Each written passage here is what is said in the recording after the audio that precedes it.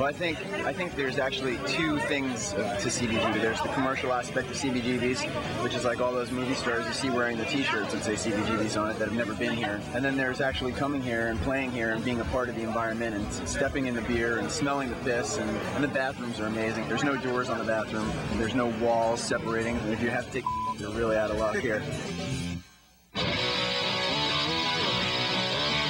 You walk around the streets now and you see CBGB shirts and, you know, you want to go up to somebody and go, do you know what that means? Like, you wonder if it's just a brand or do people really understand that it really means something for a lot of people and it was a place that saved lives. CBGBs has been open for more than 30 years.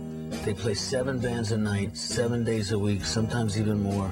And that's what CBGBs is about. It's about the 50 bands that play there every week learning how to get better. You know, there's been a lot of talk about all the bands that came out of CBGBs who are famous, but they weren't famous when they started playing there. In fact, most of them were pretty bad. The most well-known, of course, is the Ramones, who inspired and ignited a whole punk rock movement in England. I think the Ramones really didn't kick in until they decided to play without stopping. They were short songs, but high volume, high energy, and the only thing in between was 1, 2, 3, 4, and they kept going. And it was so intense that people got off on it, and so people started finally coming to see them.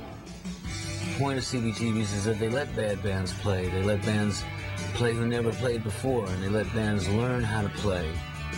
Television, Patti Smith, Talking Heads, Blondie, each one was doing their own thing. Mink DeVille, the Shirts, the Dead Boys, each one was unlike the other. They were themselves. All the groups here that started were not accepted by the mainstream at first. They were really rejected. I think sometimes the rejection and their insistence on playing contributes to the success that they have talent.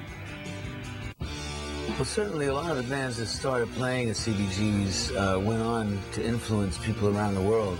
The idea that you can go in there and be an amateur and someone hashing out new material that's original and not be worrying about record companies or stuff like that, to have a place that you can kind of go and be that terrible in front of your friends till you become great. You know, it's hard to say how I feel if CBGBs really closes. It would be a big gap in my life. But nowadays, you know, as you get older, things change, and there are a lot of gaps. I miss a lot of friends, and CBGBs is a good friend.